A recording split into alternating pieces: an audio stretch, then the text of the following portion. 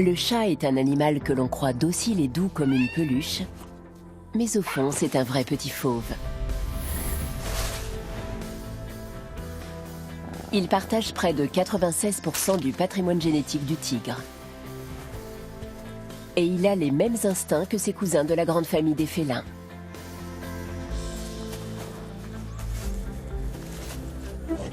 C'est à se demander pourquoi ce redoutable chasseur a un jour abandonné la vie sauvage pour le confort de nos maisons. Que reste-t-il exactement de ses farouches origines?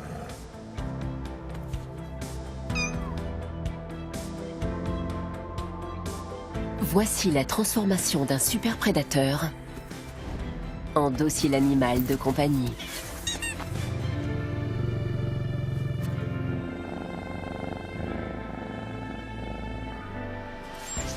Comment le chat a-t-il réussi à séduire l'homme au point de devenir un de ses animaux domestiques préférés et une véritable star du net?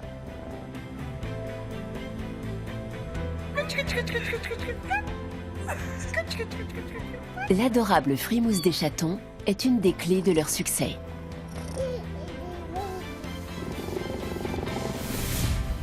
Je n'ai jamais vu un chat aussi grand. Il est gigantesque. Malgré sa proximité avec nous, le chat est-il capable de mettre de côté sa nature solitaire? Voici la grande histoire du chat, une épopée féline et sauvage.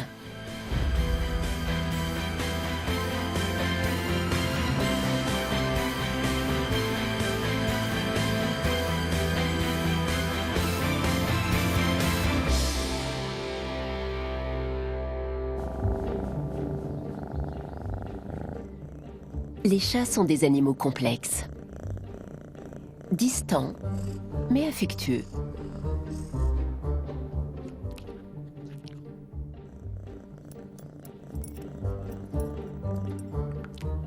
Placides, mais farouches. Apprivoisés, mais indomptables. Ils ont beau cohabiter avec nous depuis des milliers d'années, il n'en reste pas moins des petites bêtes sauvages. Pourtant, ça ne nous empêche pas de les aimer. En France, les chats sont presque 2 fois plus nombreux que les chiens. Un peu partout dans le monde, leur cote de popularité atteint des sommets.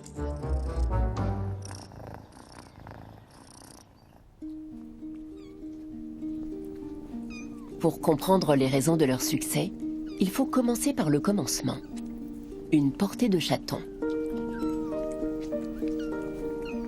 Âgés d'à peine 24 heures, ces 2 nouveau-nés sont entièrement dépendants de leur mère.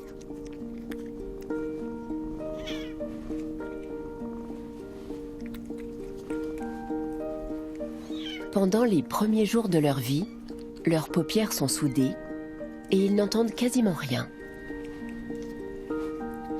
Seul leur odorat est déjà assez affûté pour assurer leur survie.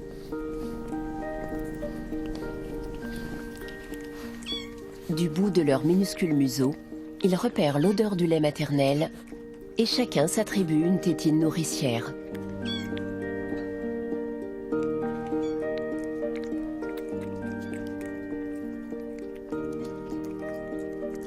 Les premières semaines du chaton vont décider de son avenir. Il n'a que peu de temps pour devenir un animal domestique. S'il n'a pas de contact avec l'homme avant ses 2 mois, il restera sauvage et aura du mal à se laisser apprivoiser.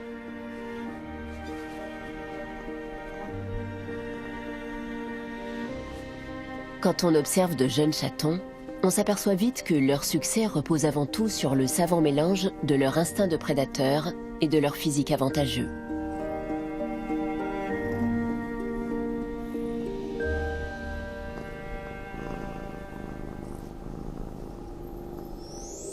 Par définition, le chaton est mignon.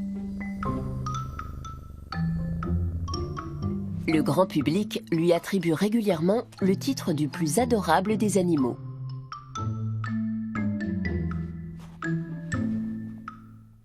Ce n'est pas un hasard. Il y aurait même une explication scientifique à notre attendrissement.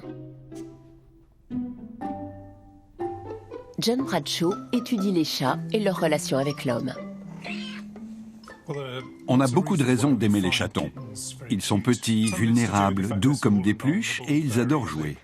Mais en plus, certaines de leurs caractéristiques physiques déclenchent en nous des émotions très primitives.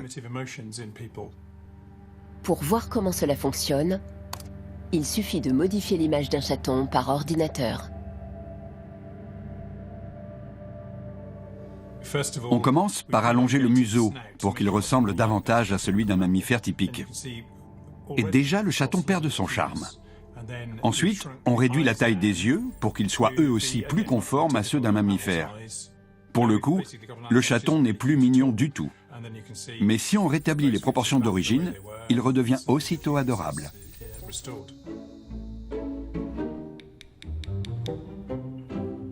Pourquoi l'homme est-il tellement sensible à ses grands yeux et à son petit menton? Parce que ces deux caractéristiques lui rappellent des petites créatures très proches de lui, les bébés. Nous sommes programmés pour être profondément émus par le visage d'un enfant.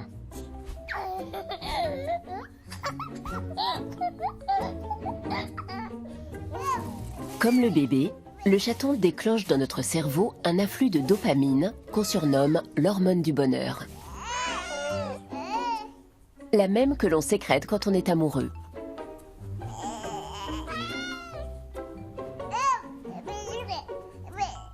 D'après certaines études, observer des bébés ou des chatons en train de jouer nous rendrait plus prudents et plus précis dans nos gestes.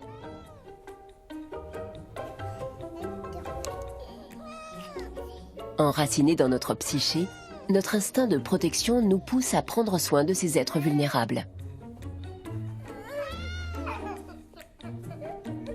Même les ours en peluche ont été modifiés pour correspondre à ces critères physiques.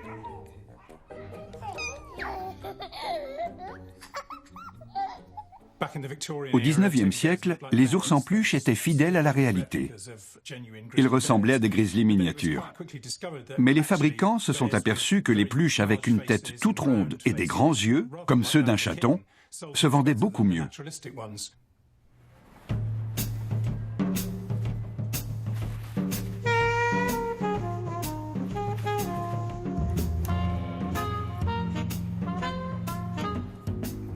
Aujourd'hui, les chats sont partout sur Internet.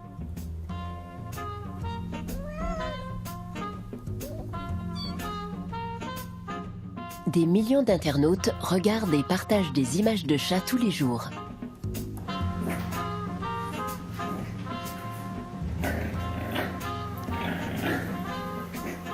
Leurs exploits constituent la catégorie la plus populaire sur les sites de partage de vidéos.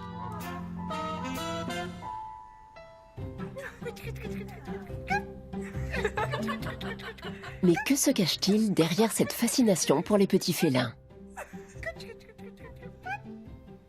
Si on voit beaucoup de chatons sur Internet, c'est avant tout parce qu'ils sont très mignons. Ils ont des frimousses adorables et ils adorent jouer. Notre instinct nous pousse à les regarder.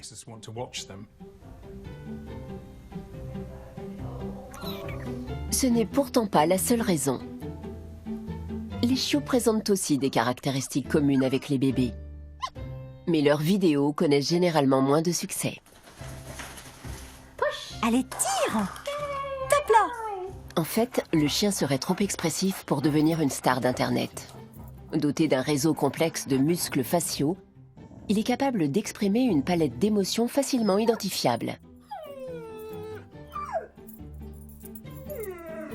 En revanche, le chat nous paraît plus impassible. On peut donc plaquer sur son absence d'expression l'émotion que l'on souhaite. La joie, la contrariété ou simplement l'indifférence. Quand on regarde une image de chat, on peut projeter sur l'animal pratiquement n'importe quelle émotion.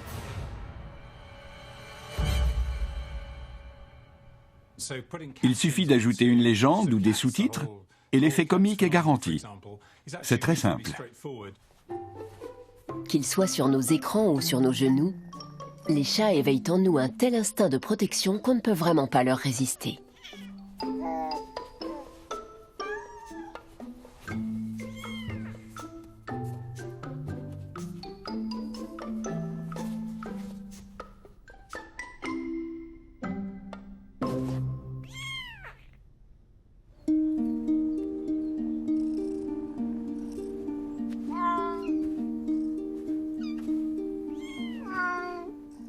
À tout juste 10 jours, nos 2 chatons ne font pas exception.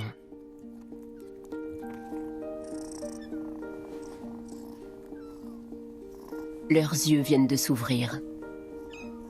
Ronds comme des soucoupes, ils semblent faits pour nous attendrir.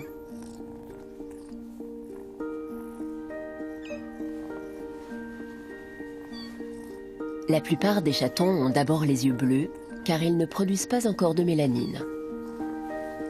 À mesure qu'ils grandissent, leur regard se pigmente de vert, de jaune ou de roux.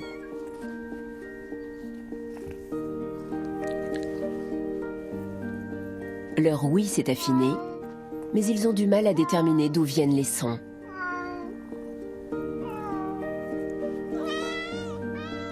Ils dépendent toujours entièrement des soins de leur mère.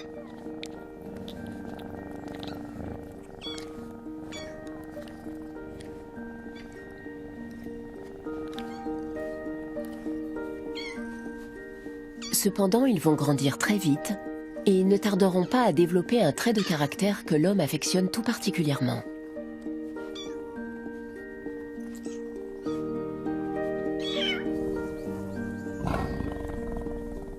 Dans la nature, presque toutes les espèces de félins mènent une vie solitaire.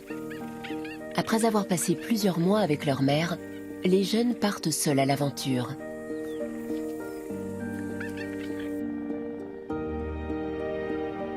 Même si nous offrons au chat un mode de vie très confortable, il semble toujours suivre ses propres lois.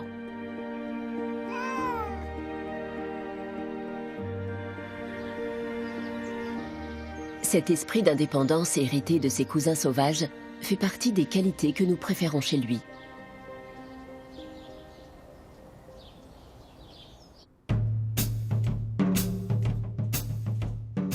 Il y a près de 100 millions de chats en Europe, contre environ 80 millions de chiens.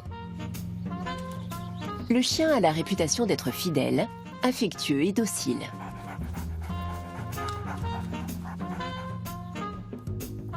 Le chat est distant et autonome. Il peut se montrer câlin, mais seulement s'il en a envie.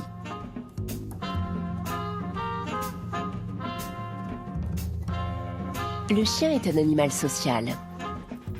Il considère sa famille d'adoption comme sa meute et il a besoin de sa présence pour être heureux. Alors que le chat s'occupe très bien tout seul, le chien adore participer à la vie de l'homme.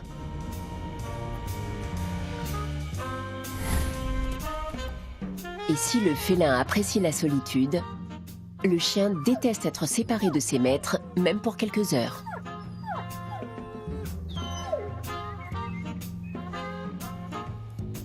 Le chat présente donc un avantage considérable. Au quotidien, il réclame relativement peu d'attention.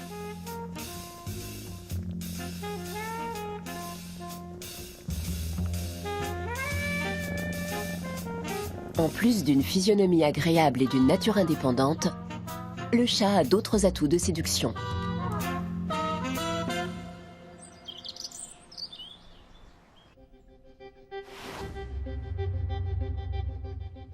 C'est un animal gracieux et très agile.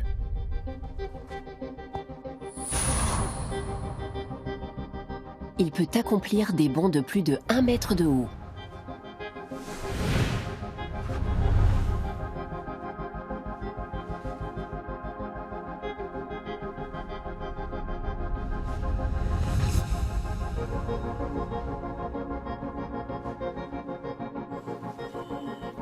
Un talent qu'il partage avec l'un de ses cousins africains, spécialiste de la chasse aux oiseaux, le serval.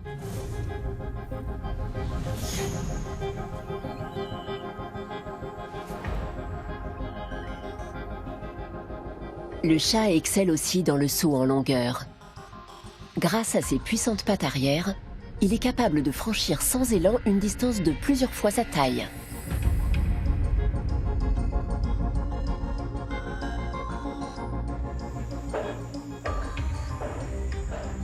Tout comme sa cousine arboricole d'Asie, la panthère nébuleuse.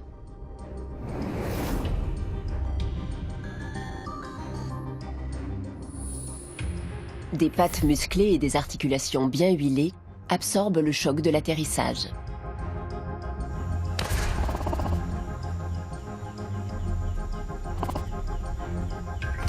L'oreille interne du chat contient un organe sensoriel qui lui permet en cas de chute de repérer le haut et le bas. Il peut ainsi se retourner en plein vol et presque toujours retomber sur ses pattes.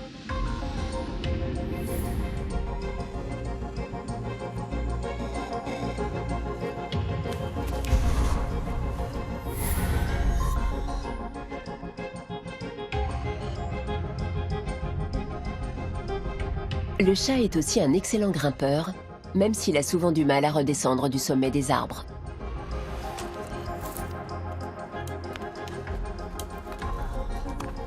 Il utilise ses griffes rétractiles comme autant de petits pics à glace.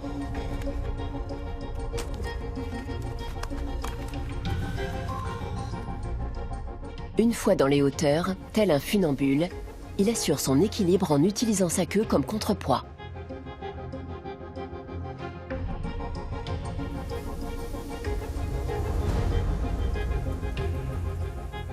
Composé d'une série de petites vertèbres, son appendice caudal est très maniable et lui permet d'évoluer facilement dans les branches.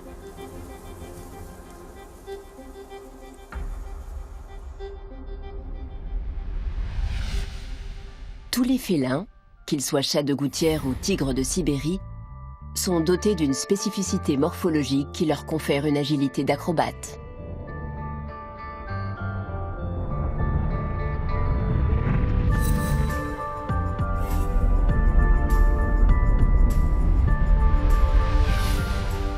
Moins resserrés que chez les autres mammifères, leurs vertèbres sont séparées par des coussinets élastiques, ce qui augmente la flexibilité de leur colonne.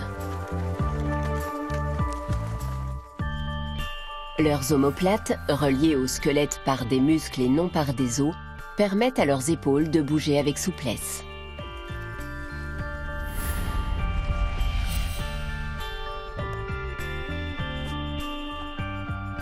Avec une anatomie si flexible, pas étonnant que les félins soient de redoutables chasseurs.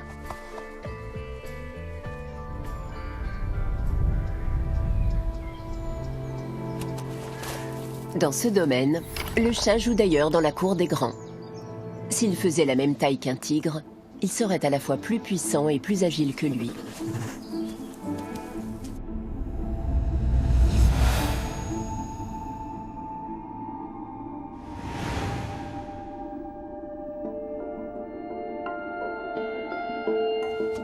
Les félins sont dotés d'organes sensoriels extrêmement affûtés.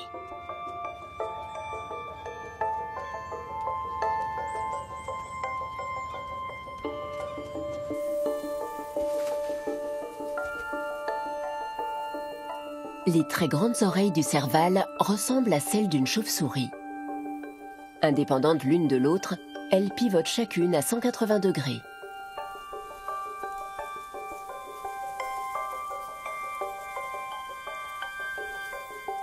Ce petit félin est capable d'entendre les rongeurs cachés dans leur souterrain.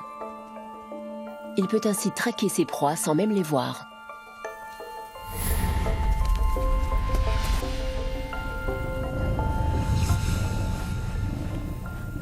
Tous les félins ont une ouïe très développée.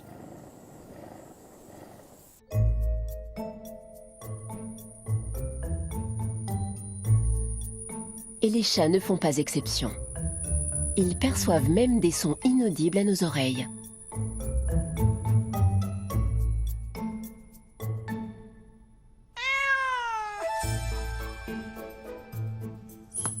John Bradshaw étudie précisément l'ouïe du chat. J'ai ici l'enregistrement d'une souris mâle qui appelle une femelle. C'est le genre de bruit qui intéresse particulièrement les chats. Je l'ai ralenti 5 fois pour qu'on puisse l'entendre, parce que notre oreille ne perçoit pas les ultrasons, contrairement à celle du chat. Dans un coin du salon, le chercheur installe une enceinte qui va diffuser les couinements de la souris à vitesse réelle. Tout paraît silencieux, mais visiblement, le chat perçoit quelque chose. Voici ce qu'il entend. Les sons suraigus sont difficiles à localiser.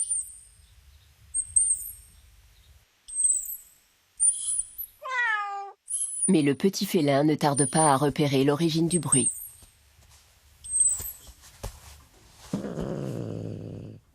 Pour chasser, il utilise beaucoup son ouïe, parce qu'il recherche des sons bien spécifiques, des cris de souris par exemple. C'est grâce à ses oreilles qu'il localise ses proies.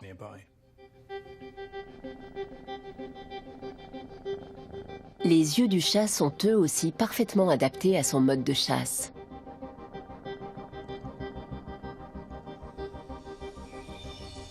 D'où la forme surprenante de leurs pupilles.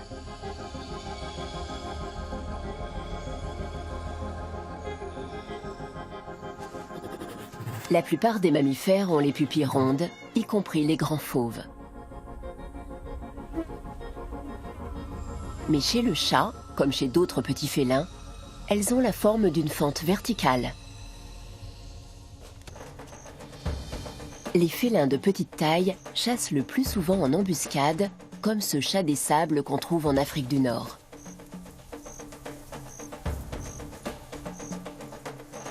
Il reste tapis sur le sol à attendre qu'une proie passe à sa portée. À ras de terre, les pupilles verticales sont idéales pour évaluer les distances.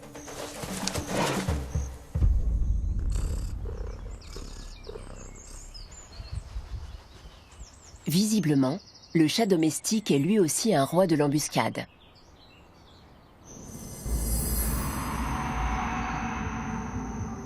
Et comme tous ses cousins sauvages, il aime chasser la nuit.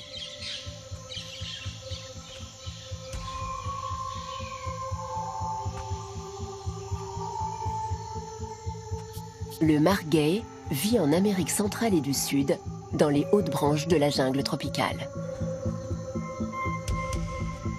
Le fond de son œil est tapissé d'une membrane réfléchissante qui multiplie la quantité de lumière captée par la rétine. Grâce à cette même particularité anatomique, le chat voit environ 6 fois mieux que l'homme dans la semi-obscurité.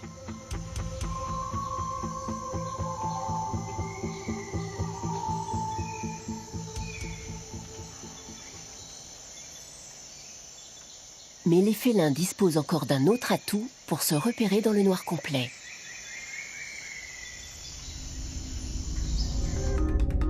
Les moustaches.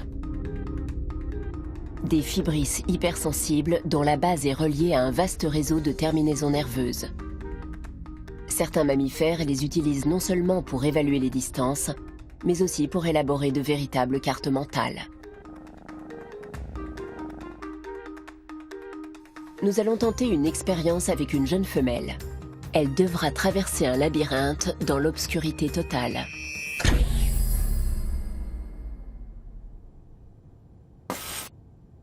Sa progression sera observée grâce à des caméras thermiques.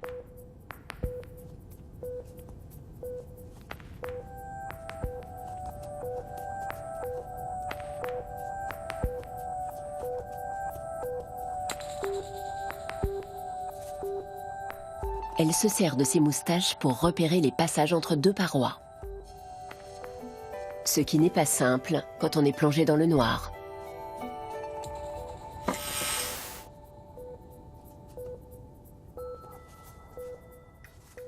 L'expérience révèle aussi son aptitude à résoudre les problèmes.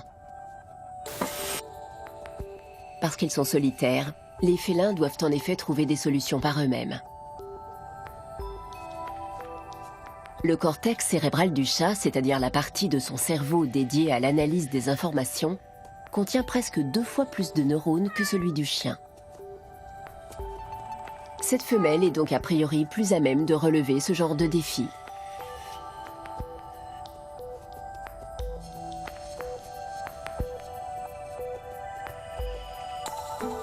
Il ne lui aura fallu que 60 secondes pour accomplir sa mission.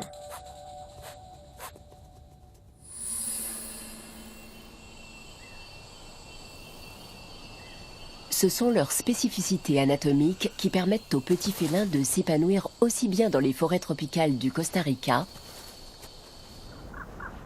que dans la toundra enneigée de l'Alaska ou dans notre jungle urbaine.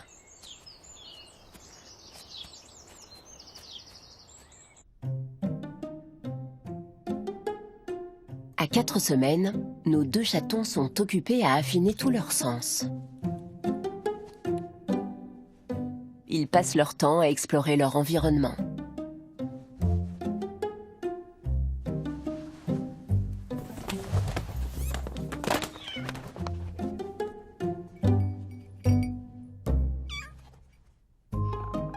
En jouant, ils développent l'agilité, la vivacité et les réflexes qui feront d'eux des adultes accomplis.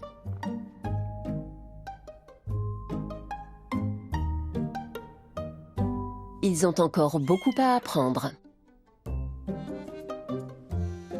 C'est l'âge où ils sont irrésistibles. On se demande comment notre passion pour les chats a débuté et comment expliquer la relation unique qui nous lie à eux.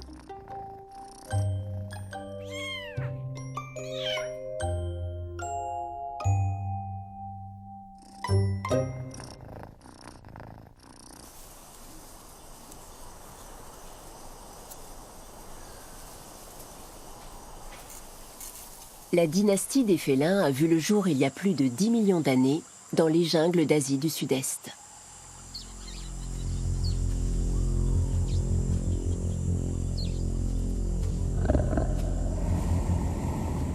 Aujourd'hui, ces forêts abritent un animal discret qui semble à mi-chemin entre petits et grands félins. La panthère nébuleuse. Les premiers félins étaient des prédateurs si efficaces qu'ils ont fini par étendre leur territoire au-delà des forêts.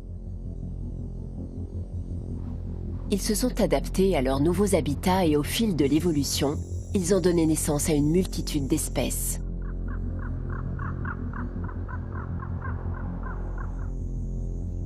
Le chat des sables arpentait le désert. Le chat rubigineux rôdait dans les plus hautes branches des forêts. Et l'étrange chat de palace jouait à cache-cache dans les plaines rocheuses d'Asie.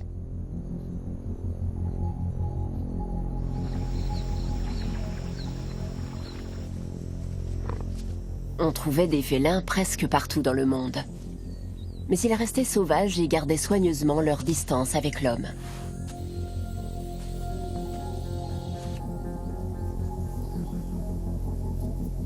Jusqu'à ce que leur histoire et la nôtre finissent par se croiser.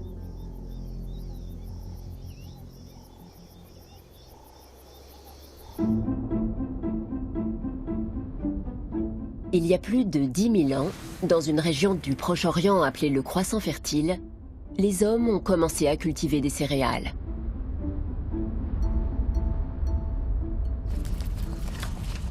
Dans les villages, les réserves de grains ont attiré des hordes de rongeurs affamés. Il devenait urgent de se débarrasser de ces ennemis indésirables.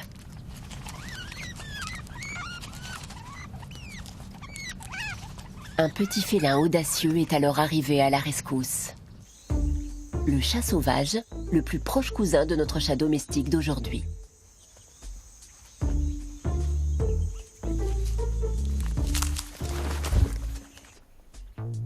Il était à peine plus gros que lui.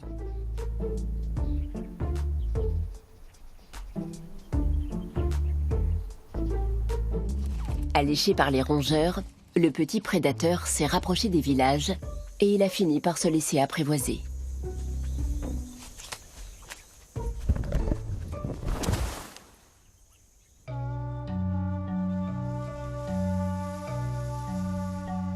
Les archéologues ont retrouvé des traces de sa présence dans les foyers d'Égypte antique, soit 2000 ans avant notre ère.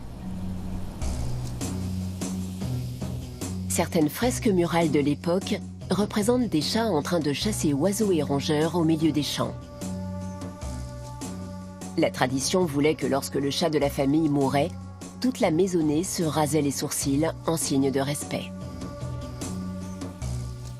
Pour les Égyptiens de l'Antiquité, les chats étaient bien plus que des animaux de compagnie.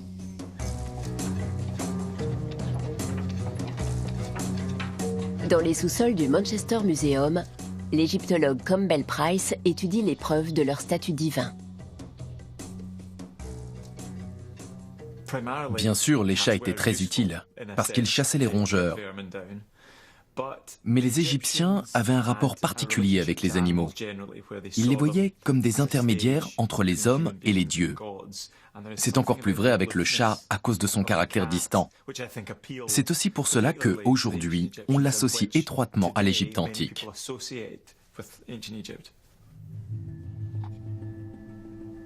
Mais la vénération des Égyptiens pour le petit félin ne présentait pas que des aspects positifs. Comme le chat était une créature divine, il était courant d'offrir aux dieux des effigies à son image. Longtemps, les chercheurs se sont interrogés sur la nature exacte de ces offrandes. Aujourd'hui, grâce au progrès de la technique, Campbell Price et ses collègues sont capables de percer leur mystère.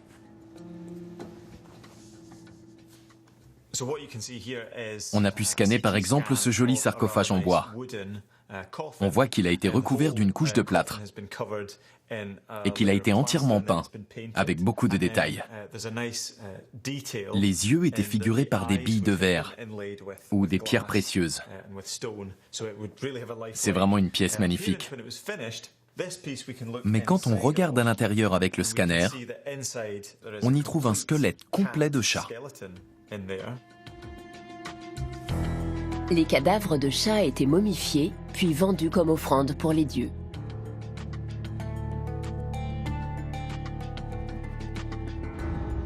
La demande était si forte que les félins étaient élevés en masse juste pour être sacrifiés.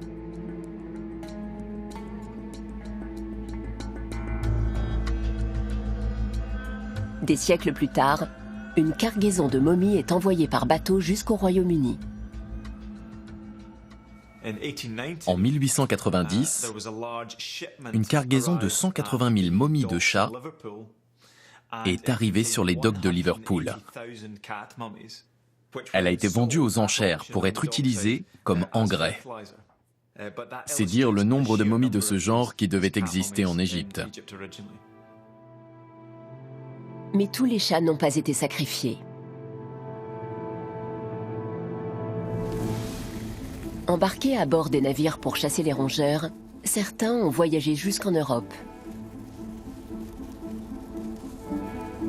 Et plus tard, les missionnaires sont partis avec leurs chats aux quatre coins du monde.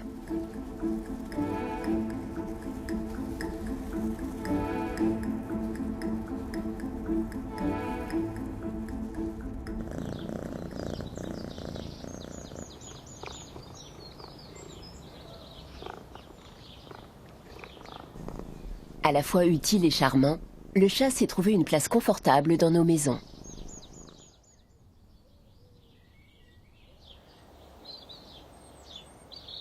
Dans certains pays, il bénéficie même d'un statut tout particulier.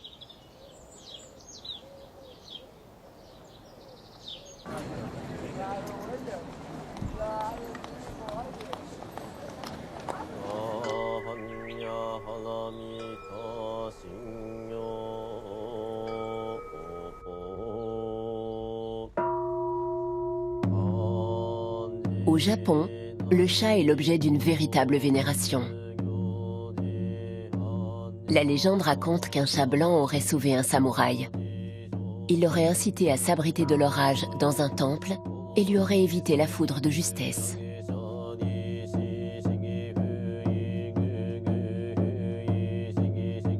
Depuis, l'animal est considéré comme un porte-bonheur.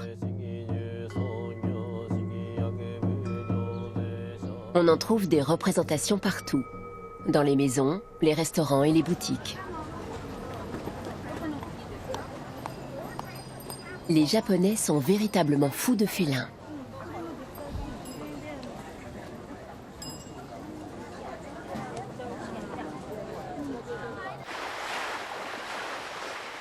Dans le sud du pays, la population féline semble même avoir pris le dessus.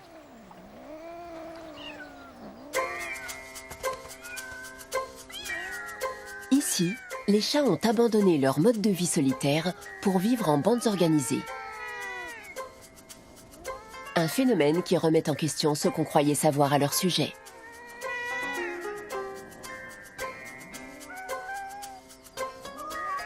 Nous sommes sur l'île d'Aoshima, surnommée aussi l'île aux chats.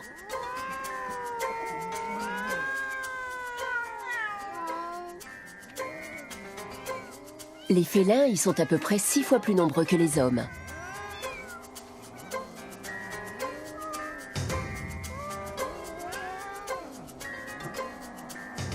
Et ils sont capables de créer un vrai chaos. Les habitants qui vivent ici doivent verrouiller leurs portes pour éviter l'intrusion des petits voleurs.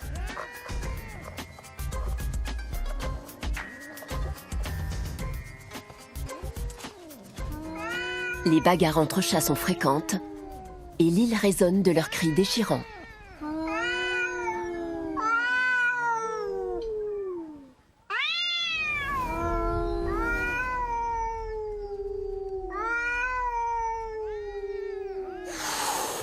Quand Monsieur Kamimoto revient de la pêche, son bateau est pris d'assaut par les félins.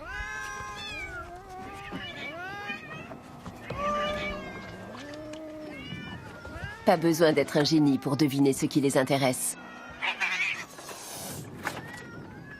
Les chats ont été introduits sur l'île pour éliminer les rongeurs qui détruisaient les filets des pêcheurs. On a voulu avoir des chats pour diminuer le nombre de souris. C'est comme ça que tout a commencé. Naturellement doués pour la chasse aux souris, les félins n'ont pas mis longtemps à remplir leur mission. Mais ils se sont reproduits si vite que les habitants ont dû faire face à un nouveau problème, une invasion de chats. Ils sont tellement nombreux. Moi, j'aimerais juste en avoir un ou deux, mais ils sont une vraie petite troupe. Je suis obligé de pêcher plus de poissons pour les nourrir. Les festins offerts par Monsieur Kamimoto et les autres pêcheurs expliquent pourquoi les chats de l'île vivent en groupe.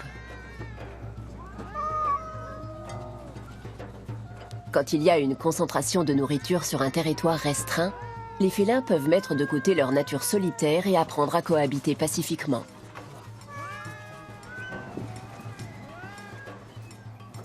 Certains de leurs comportements en sont radicalement transformés. Comme chez les lions, les femelles s'organisent et se partagent la surveillance des chatons.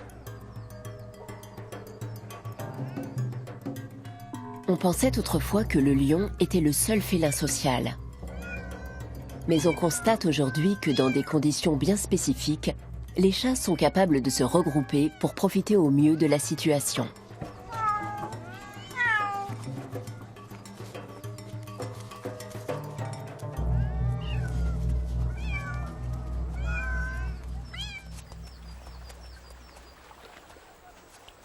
Cette capacité d'adaptation explique en partie leur domination géographique.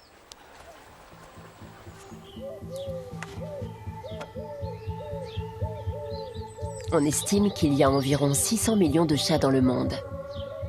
En plus d'être notre animal de compagnie préféré, le chat est aussi le félin le plus répandu sur la planète.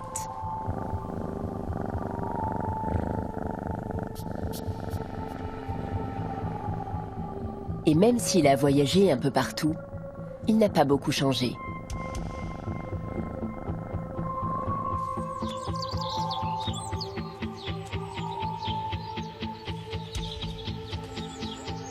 Pendant longtemps, nous l'avons élevé uniquement pour ses talents de chasseur.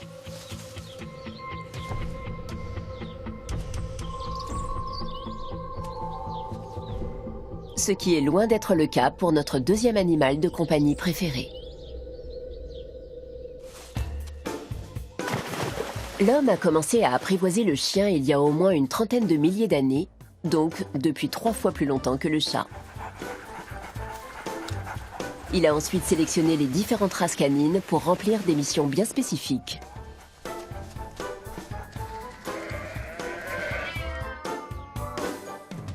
Une fois que la population de rongeurs a été sous contrôle, nous avons commencé à regarder le chat d'un autre œil.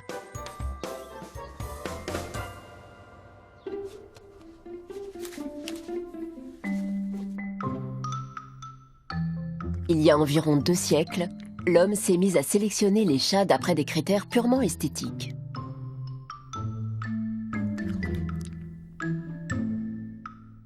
Aujourd'hui, de nombreux concours de beauté sont organisés et certains chats prennent même des allures de top modèle. Le Bengale est le résultat d'un croisement entre le chat domestique et le chat léopard. Il a hérité du pelage marbré de ce dernier.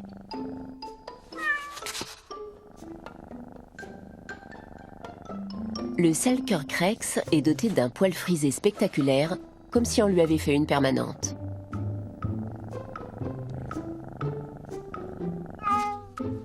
Sans doute le plus surprenant de tous, le sphinx est caractérisé par une absence totale de poils. Certains n'ont même pas de moustache.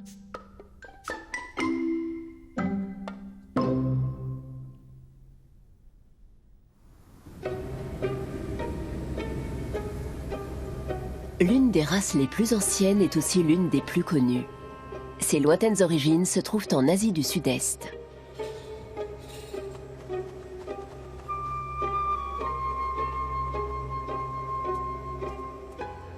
Le siamois. Son pelage clair se teinte de brun foncé à ses extrémités, ses oreilles, son museau, sa queue et le bout de ses pattes. C'est le résultat d'une mutation génétique proche de l'albinisme.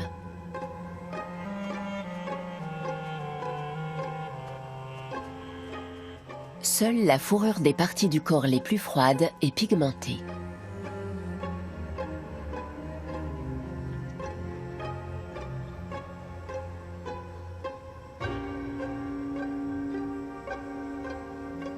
La même mutation génétique est responsable de ses yeux bleu azur.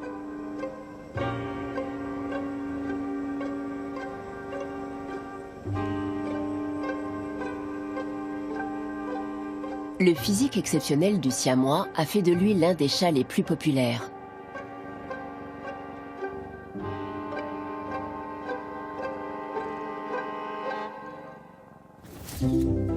Notre quête de l'exotisme a donné naissance à près de 80 races plus étonnantes les unes que les autres.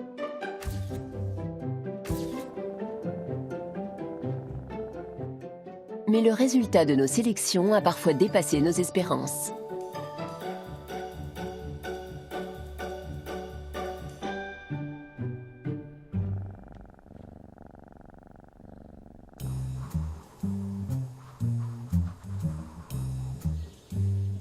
Le bruit court que le plus grand chat du monde se trouve ici, dans cette petite ville d'Angleterre.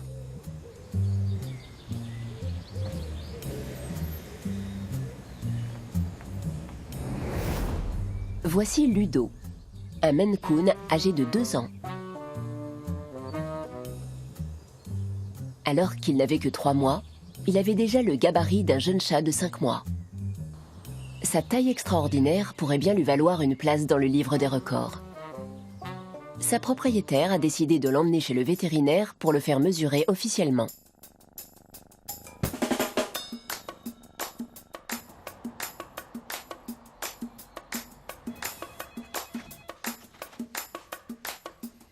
Vu sa taille et son poids, je dois utiliser un panier XL.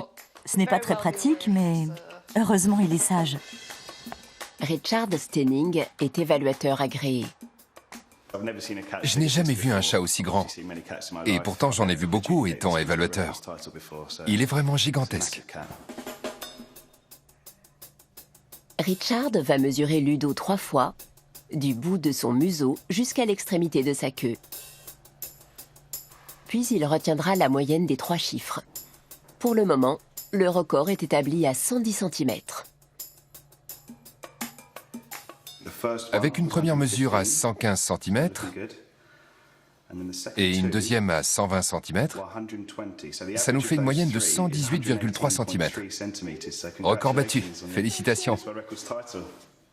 Bravo. Aujourd'hui, nous accordons plus d'importance à l'apparence de notre chaton qu'à ses qualités de chasseur.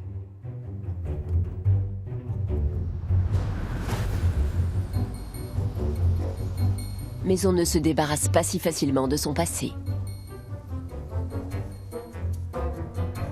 Profondément ancré dans les gènes du chat, l'instinct du prédateur est déjà très développé chez le jeune chaton. À 12 semaines, nos deux frères ressemblent déjà à de jeunes adultes. Leur activité préférée? Jouer au chat et à la souris.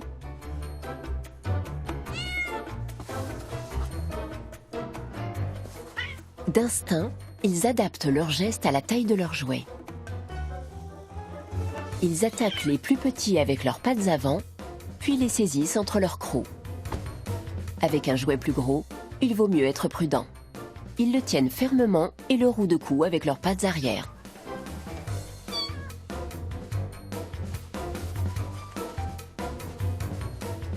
Ils reproduisent ainsi les techniques de chasse de leurs ancêtres. Une proie plus grosse est aussi plus dangereuse. Mieux vaut la tenir à distance.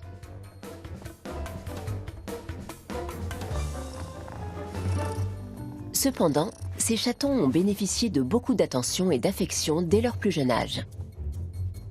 Et leur côté sauvage a été largement apprivoisé. S'ils n'avaient eu aucun contact avec l'homme, ils seraient restés résolument farouches. À force de caresses et de câlins, nous les habituons à notre présence et les transformons en animaux de compagnie.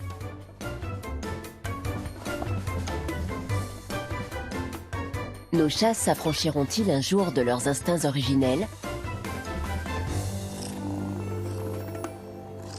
D'après John Bradshaw, ils ont déjà commencé à changer.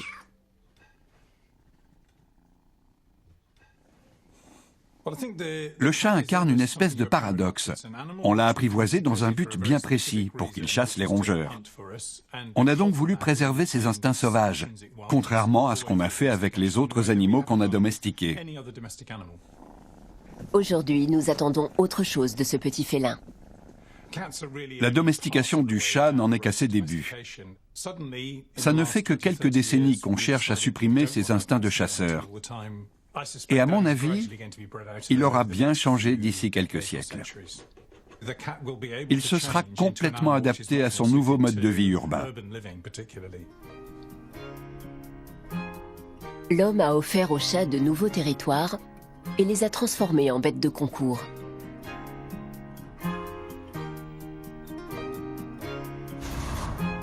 Il veut parfois aller plus loin encore et changer radicalement leurs comportements les plus instinctifs.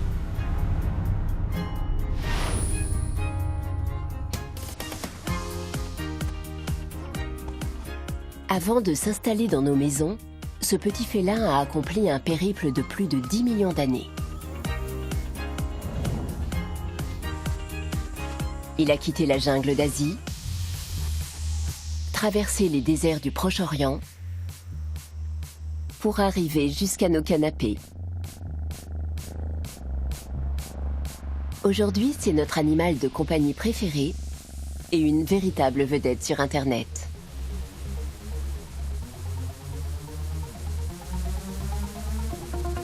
Son épopée est loin d'être terminée. Désormais, nous sélectionnons les chats non plus pour leur talent de prédateur, mais pour leur aptitude à vivre dans nos foyers. Ils vont donc continuer à évoluer. Il est probable qu'ils se conduiront de plus en plus comme des chiens. Ils seront toujours plus nombreux à se promener au bout d'une laisse.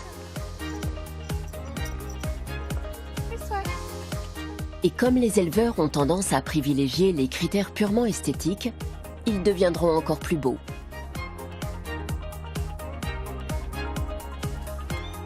Nous avons accueilli les chats dans nos foyers il y a plus de 10 000 ans, en partie parce que leurs petits nous rappelaient nos propres enfants. Et c'est une des raisons pour laquelle on les aime, aujourd'hui encore.